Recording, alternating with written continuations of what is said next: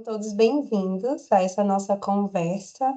Estamos inaugurando esse novo meio de nos comunicarmos com vocês, né? Estamos preparando, assim, diversos assuntos para a gente debater, conversar, um papo amigável. Hoje, a Juliana vai conversar conosco, a Juliana Poiares, que além de coordenadora aqui da academia, ela vai conversar, sobretudo, sobre a sua experiência como mãe de três filhas, quatro, né? Agora quatro, um para chegar. E ela já tem essa experiência com a filha mais velha no homeschooling, porque o nosso tema de hoje é como superar o medo de fazer homeschooling. E eu me coloco, eu sou a professora Anne, eu tenho três filhos também, mas os meus filhos, eles frequentam a escola. E desde que eu engravidei da minha primeira filha, sempre foi um sonho para mim fazer o homeschooling. E só que as circunstâncias, né, foram conduzindo aí para que eu os colocasse na escola, mas todos os dias esse namoro, né, vem assim na minha mente. E eu tenho esse desejo de fazer homeschooling e a minha filha, ela manifesta também a vontade de ficar em casa. Ela realmente assim gosta muito de estudar, mas não se adaptou à rotina escolar, né? Que ela acha muito cansativo, então é um pedido que ela tem feito, mas eu tenho alguns anseios. Eu tenho alguns medos e eu acho que a Juliana vai ajudar. Provavelmente os meus medos sejam semelhantes aos medos que as outras mães que têm vontade de fazer também tenham. Então, Ju, seja bem-vinda. Obrigada, uma alegria falar. Acho que toda mãe gosta de falar disso, né? Da educação dos filhos. Então, vai ser uma conversa muito gostosa. Sim. A gente fica procurando uma oportunidade para poder falar disso, né? A gente fica torcendo para alguém tocar nesse assunto, que aí a gente pode falar. Exatamente. Então, quando a gente fala assim no homeschooling, primeiro eu queria saber para você como foi tomar essa decisão. Sempre foi algo que você pensou, assim que você se casou, quando tiver um filho, eu vou conduzir a educação, né? Fazer a educação domiciliar. Foi algo que, pela academia, né, através do seu trabalho aqui, você conheceu? Como foi esse processo para você? Então, na verdade, quando eu tive a minha primeira filha, para mim foi um encontro, né? Normalmente eu falo que ter me tornado mãe marcou meu lugar no mapa, assim. Acho que até então eu não sabia direito o que que eu era, o que que eu ia fazer nessa vida. E aí a Giovana nasce, e aí caraca, eu entendi. Não, eu sou mãe dessa criatura. E então eu comecei, assim, isso realmente virou a maternidade profissional, digamos assim, virou o meu motivo maior de interesse, assim, era o meu lazer mesmo. Eu queria aprender tudo, eu queria aprender a melhor forma de alimentar, a melhor rotina de sono, quanto tempo uma criança tem que dormir, quanto tempo uma criança tem que brincar, qual é o jeito certo de cortar os alimentos. Eu fui essa mãe de primeira viagem, assim. E é claro que com isso veio também a questão da formação intelectual, né? Eu pensava, poxa, eu quero também poder ajudá-la, né? Estudar com ela e então tanto que desde bebezinha, assim, antes dela falar, antes dela sentar, eu já lia em voz alta para ela. E foi mais ou menos nesse momento que eu tinha essa percepção de que ela provavelmente iria para a escola, eu tinha essa ideia ainda, né, que ela provavelmente iria para a escola, mas que eu gostaria de fazer com ela aquela modalidade de after schooling.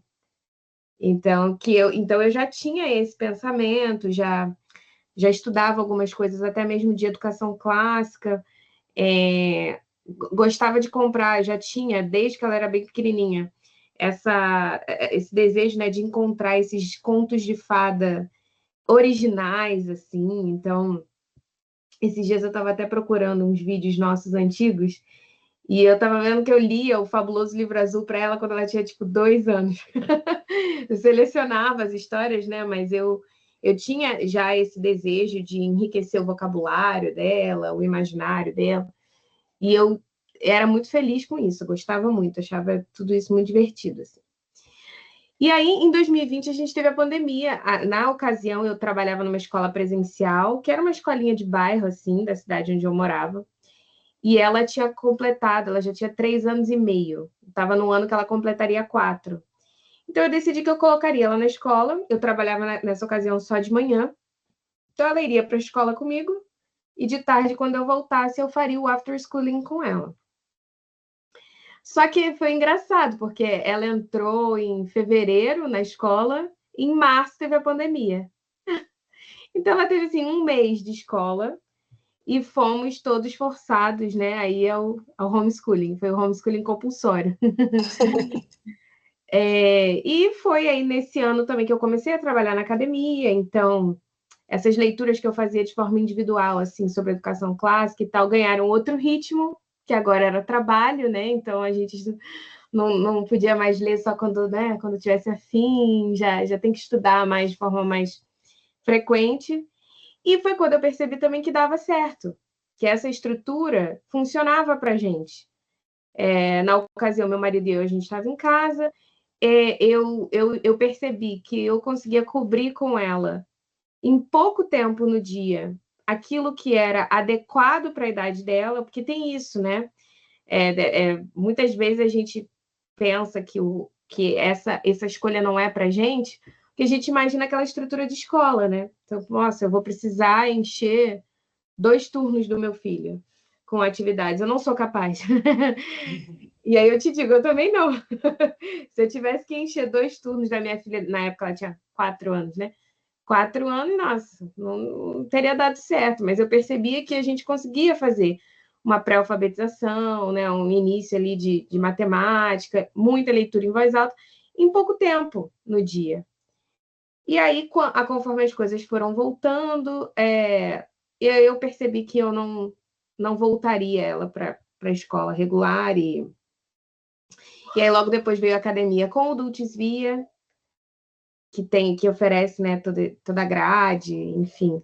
E aí as coisas foi tudo natural, eu diria, né? Não foi algo que o que eu planejei antes é que ela iria à escola e eu faria o after schooling com ela, com aquilo que eu achava que a escola não daria. Uhum.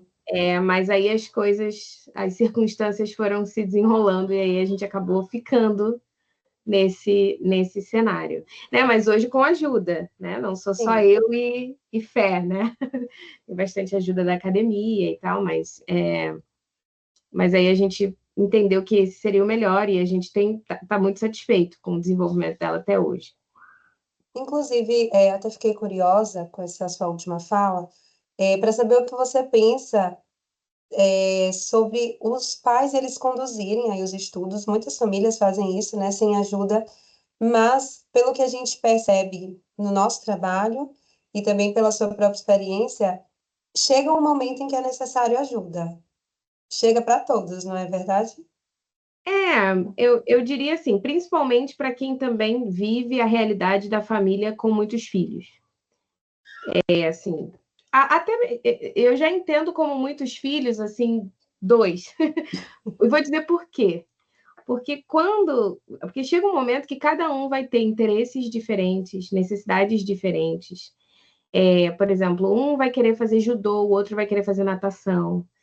E assim, se a gente se colocar no centro dessa, como eu posso dizer, né, desse alimento, né, dessa cornucópia aí da qual os nossos filhos vão se banquetear, eu acho que tem grandes chances de a gente entrar num cenário mesmo de esgotamento, assim.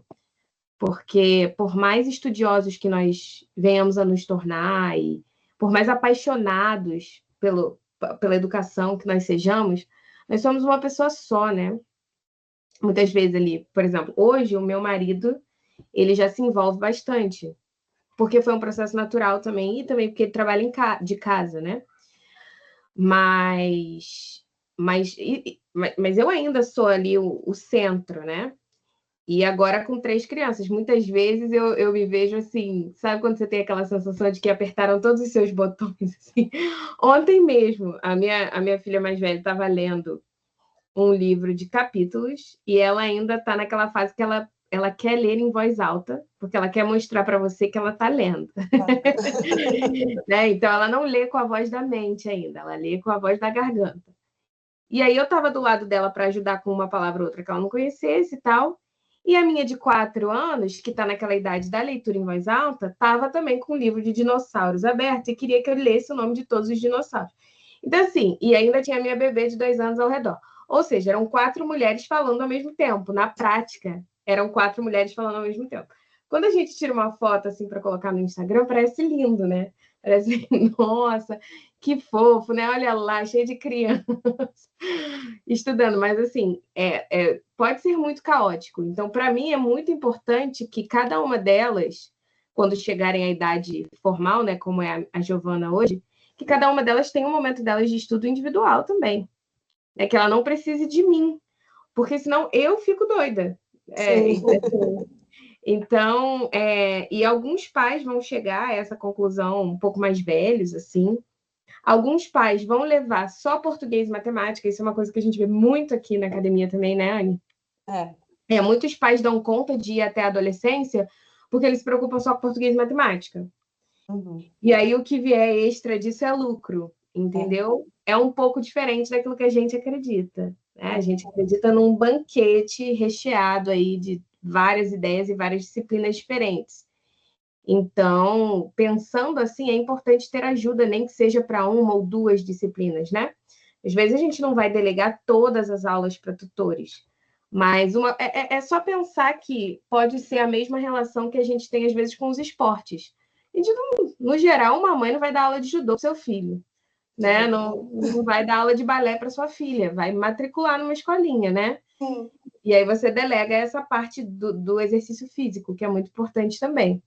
Isso pode ser feito também com outras disciplinas, né? Que é um Com pouco o meu certeza. cenário aqui, que é o que a gente faz. Sim, com certeza. Então, você falando dos botõezinhos que são ligados de uma vez, o cenário que me veio, né? Você falou assim, ah, a foto no Instagram é bonita. Foi do filme Orgulho e Preconceito. De todas as mulheres ali no meio daquela bagunça. Aí chega a visita, tudo arrumadinho assim, num passe de É mágica. isso. Até porque eu acho que quando você filma, ainda que todo mundo esteja falando, você não transmite a atmosfera assim do Não, vídeo, é né? o clima. É. E as crianças também, elas não se importam tanto com barulho quanto os adultos. A gente fica meio assim, tipo, as crianças, o Sim, barulho faz parte, né? É a linguagem deles, assim. é Então, verdade. É verdade. Ju, quando a gente fala assim, o medo de fazer homeschooling, então eu vou falar, né? Eu achei super interessante, eu vou trazer até essa frase para você, que o Marcos, diretor da gente, ele falou para mim, né? Ele falou, mas o medo que as famílias têm, qual é o seu medo? Eu falei, eu moro numa cidade pequena. A realidade, meu medo é o conselho tutelar todo dia bater na minha porta. Esse é o meu medo. Né? Então, eu vou te fazer uma pergunta sobre essa questão, né? O que que a gente pode fazer? Mas ele falou uma frase que eu achei interessantíssima. Eu falei para o meu esposo, nunca tinha pensado nisso, né? Ele falou assim: olha, eu resolvo isso da seguinte forma: o medo da família de ser denunciado é ter que, ao fim de todo um processo que acontece com 1% das famílias, você ter que matricular na escola, é esse o medo. Mas aí vocês vão e decidem já colocar na escola. Então, meio que não faz sentido. Eu falei, nossa, eu nunca tinha parado para pensar nisso, é verdade. Eu meio que já decidi, né? Sem dar a oportunidade de tentar, e às vezes, né, nem vai acontecer nada, como ele mesmo falou. 1%, 2%, a gente não teria esse número, é um dado preciso, mas assim, tem algo que a gente possa fazer para se sentir mais tranquilo, né? Nesse sentido, sabendo do risco, né? Que pode, quando a gente assume o homeschooling, a gente sabe desse risco. Mas assim, o que que a gente pode fazer para ficar um pouco mais tranquilo ao tomar essa decisão? certo. Uma coisa que é importante, eu acho que é muito importante, todo pai, mãe homeschooler, né? Ou simpatizante, né? Que está vendo aí se vai se tornar ou não. A gente ter claro na mente é que essa modalidade de ensino, ela é constitucional. Então, assim, não existe uma atividade irregular associada a isso, né? Tipo assim, há um pai ou uma mãe que educam seus filhos em casa, eles não estão fazendo nada fora da lei. No geral, o que essas famílias, né, elas recebem acusação, né, normalmente quando elas recebem alguma acusação, é de abandono intelectual. E a gente descobriu, participando da Expo Homeschooling, né, nos últimos anos, que também tem crescido a denúncia, olha que coisa, né? A denúncia de cárcere privado. Algumas famílias estão sendo denunciadas por cárcere privado, porque tudo bem, você não abandonou a sua filha intelectualmente, mas ela não sai, não toma um sorvete, não vai no parque, só fica em casa o dia todo. Existem, então, esses dois caminhos, né? Então, quando a gente descobre isso, já dá um alívio, porque, no geral, quando você mantém, né, um mínimo de ordem no sentido de material, né, de guardar ali os trabalhos que o seu filho faz, registrar as atividades, né, até mesmo por foto, você consegue facilmente mostrar que o seu filho não está abandonado intelectualmente. Ele pode até não estar, tipo, dentro de um programa da BNCC rigoroso, né? Mas você pode provar, por exemplo, aqui com a minha família, nós seguimos a metodologia, o currículo da Charlotte Mason, que é um currículo internacional, e não é crime você utilizar um currículo internacional, tanto que no Brasil existem escolas internacionais, existem escolas alemãs, americanas, inglesas, que nem seguem o ano letivo. Elas nem seguem o nosso ano letivo. Então, assim, não é crime você utilizar um currículo internacional. Você tendo a prova, né, todo esse registro, você já se resguarda bastante. E é uma coisa que a gente percebe que muitas vezes as famílias pecam. Elas esperam receber a denúncia para se organizar. Sendo que o ideal, o conselho dos advogados, no geral, se você receber uma batidinha na sua porta, você para o que você está fazendo, passa um café e fala, pode entrar. Senta aqui, vamos conversar.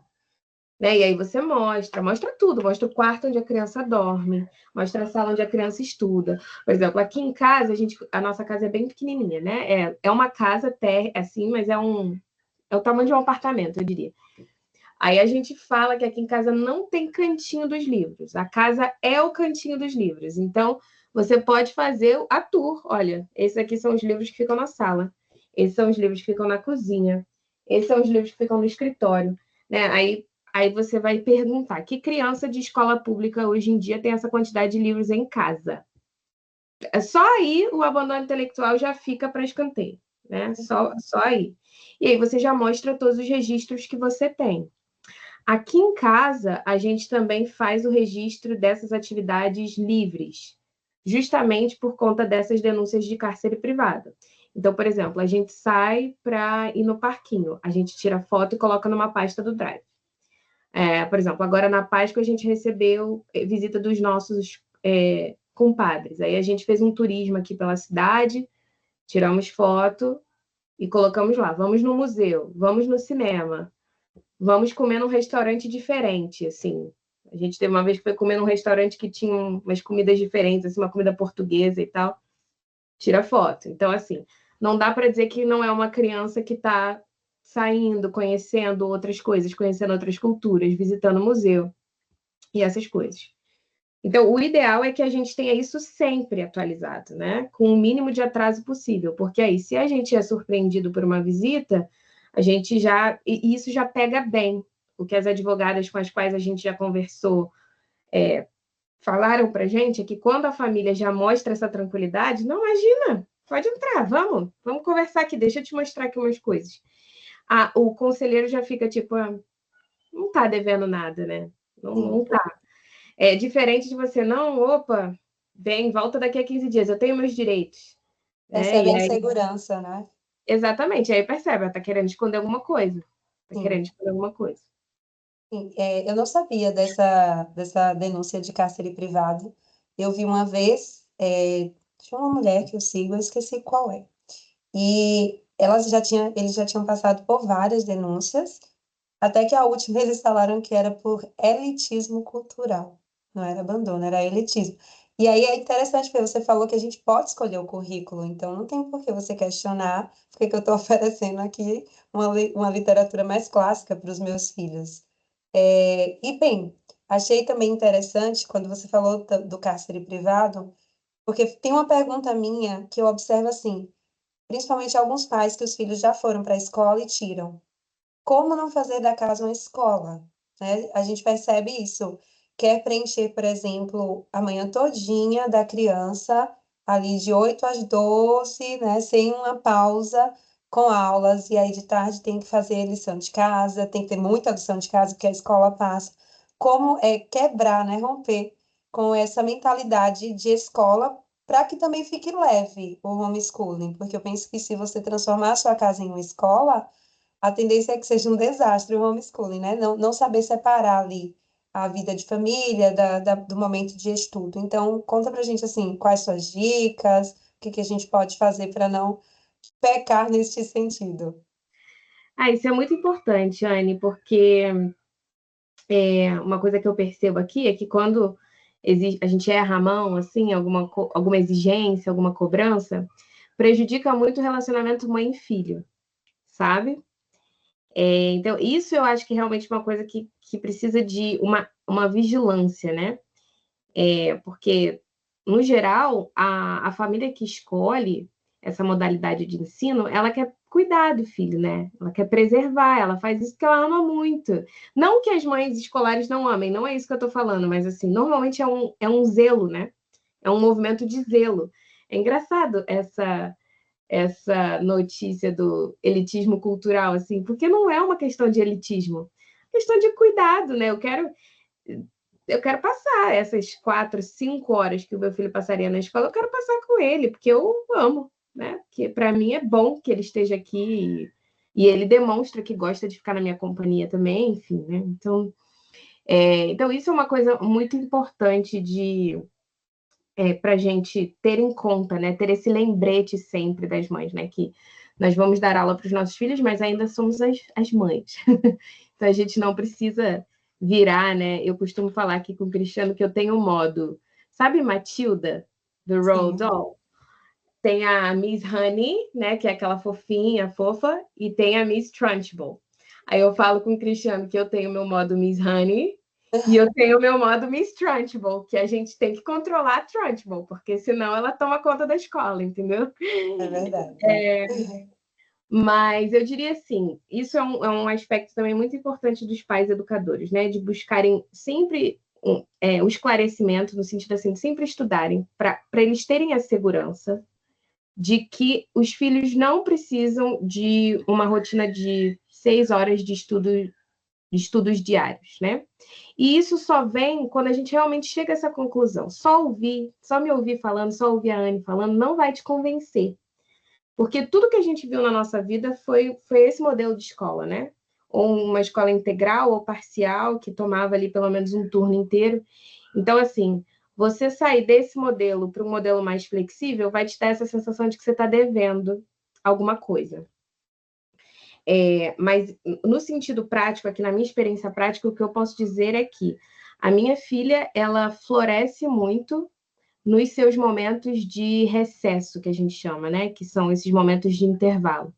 Então, ela tem esses momentos, diluído ao longo do dia, ela tem esses momentos de ensino formal, que é exigido dela postura, silêncio, concentração, execução perfeita e etc.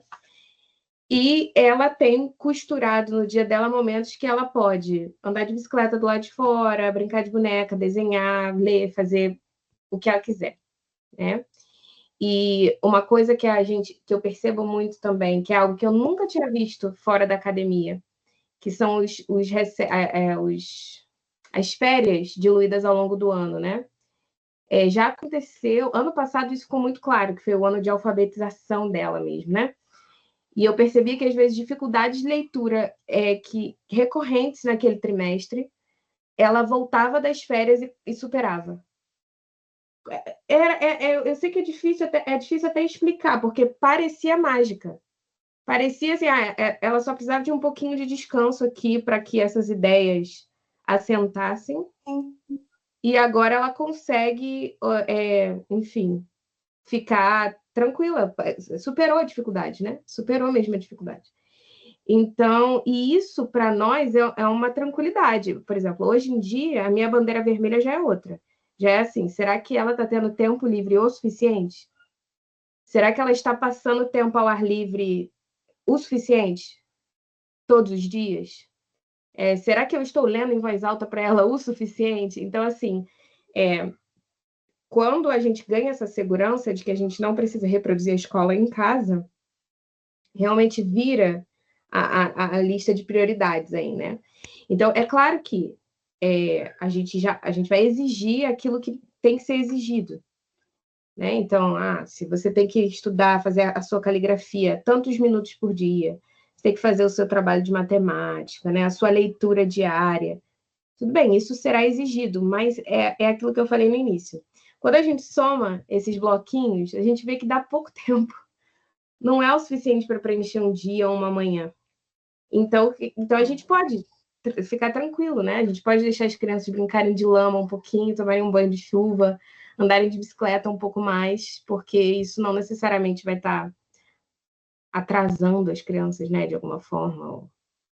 Eu acho que às vezes falta também a gente se colocar no lugar da criança, porque até no trabalho, muitas vezes você está encarando ali uma situação há horas e não consegue pensar em uma solução. Aí você sai, às vezes a gente, né, vai na academia, sei lá, vai no mercado. Quando volta, a gente já volta. Já sei o que eu vou fazer, né? Então, essa pausa que você falou. Só que com essa preocupação da gente em fazer uma boa educação, né? Proporcionar uma boa educação para os nossos filhos, a gente fica o tempo todo sobrecarregando. Eu percebo isso em mim, né? Os meus eu não faço ainda o homeschooling, mas eu percebo isso, é aquela sobrecarga, né? Uma pressão. E quando está no ambiente escolar, essa pressão ela aumenta porque as coisas acontecem muito cedo. Então, por exemplo, minha filha está no primeiro ano, minha filha já está lendo. E eu sei que foi algo muito rápido. Eu percebo assim que tem coisas que ela não estava pronta ainda. Né? Ela não estava pronta, ela não tinha maturidade ainda. E Não, e só não se enganem, né? Tipo assim, a criança que está na escola o dia todo, não achem que só porque ela está na escola, ela está prestando atenção de forma alguma. o dia todo. Não Inclusive, está. eu já vivi essa situação de uma vez a professora me chamou no ano passado e ela falou assim, porque tem horas parece que ela fica entediada e ela vira e risca a atividade do colega. Eu falei, mas é entediante. Ela quis sugerir que ela talvez tivesse algum problema com relação à atenção. Eu falei, deixa eu te falar, porque como eu convivo com ela, eu posso te dizer que uma criança que escuta uma leitura de 30 páginas e me lembra de detalhes que eu não faço a menor ideia em qual momento eu li, ela não tem um problema de atenção. Ela só está Uhum. desinteressada em uma atividade aí que provavelmente foi repetitiva. Deve ter ficado a manhã toda e ela já estava realmente muito cansada. Então, eu acho que falta um pouquinho dessa sensibilidade da gente. É de boa vontade, né? A gente quer oferecer o melhor, mas acaba sufocando muito a criança. Eu lembro que uma vez a gente tinha uma outra conversa que você falou que o seu esposo falou assim: eu não me preocupo com isso. Uma hora ela vai ler, todo mundo vai ter o seu momento de ler. Uma hora isso acontece. E lá na frente isso não vai fazer diferença. Quem leu com dois não, quem leu com 4 anos, quem leu com 8, isso não vai fazer diferença. Agora, sim, as outras coisas, as experiências, né, dentro de casa, um bom convívio familiar, bons passeios ao ar livre, boas visitas ao museu, que geralmente numa rotina de uma criança que está na escola não consegue encaixar, porque tem muita atividade para casa. Isso aí sim vai enriquecer, lá na frente vai fazer muita diferença. Sim. Ju, já está um pouquinho chegando o nosso horário, infelizmente, né? Mas A tem gente vai dois ter que fazer pontos. parte 2. Tem que fazer parte 2, concordo. Tem dois pontos que eu queria falar um pouquinho, eu queria que você falasse um pouquinho. Então, primeiro, assim, em uma casa, a rotina é essencial para tudo, né? Você compartilha, às vezes, ali no seu Instagram, você preparando os alimentos antecipadamente, porque é importante para que a rotina aconteça. E eu queria que você falasse um pouco, para uma criança que estuda em casa, como essa rotina deve ser bem encaixada. Para quê? Porque a criança, quando ela não sabe o que vai acontecer, ela acaba ficando mais agitada, né? Para que isso transcorra de uma forma mais leve, mais natural. Certo. Esse assunto também é bem importante. A rotina, ela é inegociável, né? Ninguém vai dizer que rotina não é importante, mas eu diria que a gente tem que desenvolver, né? Isso para qualquer família, assim, com crianças, né? Mas desenvolver uma rotina que sirva às necessidades da família e não ao contrário. Porque muitas vezes também, chega no início do ano, né? A gente está super motivado fazendo a agenda de todo mundo, os horários. E aí a gente monta aquela rotina de general. E aí no primeiro imprevisto, tudo vai pelos ares, e aí você fica frustrada, e aí sai do Miss Honey e vai para Miss Trunchbull. E briga com todo mundo porque essas crianças não colaboram, porque tá tudo uma zona, né? Então, é algo também que eu acho que é importante a gente ter bastante em conta. É importante uma rotina que seja previsível, principalmente do ponto de vista de horário de acordar, horário de dormir, horário de comer, isso é muito importante. A criança ter um direcionamento claro, mesmo os mais velhos, né? Porque às vezes os mais velhos já fazem, por exemplo, a minha mais velha, ela já quer arrumar o cabelo dela sozinha. Nem sempre eu concordo com isso, mas ela quer arrumar o cabelo dela sozinha, legal, e eu quero que ela tenha essa autonomia. Mas às vezes ela esquece. Então precisa daquele toque, né? De tipo, olha, você já arrumou seu cabelo hoje? Vamos lá, você já está assistindo aula aí, já é a sua segunda aula, seu cabelo ainda está bagunçado. Vamos lá pentear o cabelo. Essas coisas da higiene, né? Tipo, vamos trocar de roupa, não vai assistir aula de pijama, coisas desse tipo. Isso é muito importante. Mas é importante também a gente ter uma certa flexibilidade para não quebrar mesmo, né? Pensar numa estrutura dura, né? Num lápis que seja muito duro. Se você forçar, ele vai quebrar. Agora, se você pega aquele lápis que é mais flexível, né? Às vezes ele sofre ali uma pressãozinha, fica ali apertado no estojo e ele não quebra, porque ele é mais flexível. Então, eu diria assim, é importante ter uma rotina, é importante saber, por exemplo, hoje é o dia que a gente estuda ciências, hoje é o dia que a gente estuda geografia, mas a rotina sempre servindo a família, né? E não o contrário, para que não vire um quartel-general, que também não é isso que a gente quer. E também essa flexibilidade ela pode até ajudar com esses problemas de atenção, né? Porque pensa, às vezes, um professor de uma escola, né? Ele não tem muita flexibilidade nesse sentido. Às vezes a turma tá ali, sei lá, vamos imaginar aqui um dia que as crianças tenham que ter uma aula de matemática depois de uma aula de educação física, vamos supor, né? E aí o professor ele não tem muita opção, ele vai ter que dar aquela aula bem ou mal, a turma prestando atenção ou não, tendo um bom rendimento ou não. Em casa, a gente pode tranquilamente, num dia que a gente foi no parquinho hoje, as crianças voltaram agitadas. Eu posso tranquilamente substituir a aula de matemática por uma leitura em voz alta, uma recitação de poesia, ou uma disciplina né, enfim, que consiga acalmá-los, né? De repente, desenho em aquarela, alguma coisa que possa ir acalmando até que eu chegue, né, com a melhor atenção ali para uma lição de matemática. Então, essa flexibilidade ela é muito boa, porque você pode olhar ali para o seu filho como uma pessoa que ele é, olhar para as necessidades daquela criança e pensar, cara, hoje, se eu forçar essa lição de matemática agora, a gente vai brigar, ou, na melhor das hipóteses, não vai render nada.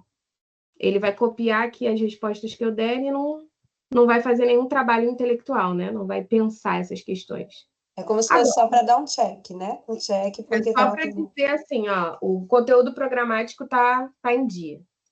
Né? Agora, se por outro lado eu olho aquela situação concreta e falo, poxa, que diferença vai fazer se eu trocar, né, uma aula por outra? Ou se de repente eu der um momento para ele de intervalo agora maior, e aí depois, quando ele tiver com a atenção dele renovada, eu eu volto, e aí eu tenho certeza que ele vai conseguir se comprometer, porque ele já vai estar descansado. Né? Então, ter é porque é uma coisa que a pessoa precisa desenvolver uma certa sensibilidade, porque ela não pode nem ser flexível demais e nem dura demais. É um equilíbrio, né? É um equilíbrio mesmo. Terão dias que as crianças precisarão que a gente seja mais firme, mas não é todo dia, normalmente. Como tudo em um lar, né? Como tudo precisa ter esse equilíbrio. E também é uma busca constante. O que não pode é perder, né, isso de vista. Que eu preciso. Também vai ter dias, né? Vão ter dias em que a mãe ela vai estar um pouquinho mais cansada ali, mais desanimada, é claro. Mas no outro dia, sempre tem um outro dia para recomeçar e seguir ali o planejado. Ju, eu acho que vai precisar de uma parte 2, Vamos. porque Vamos fazer uma... eu ainda tenho algumas dúvidas, na verdade, alguns conselhos que eu queria que você desse, algumas dicas, eu tenho também algumas curiosidades para tirar contigo, então a gente vai fazer uma parte 2, tá bom? Combinado.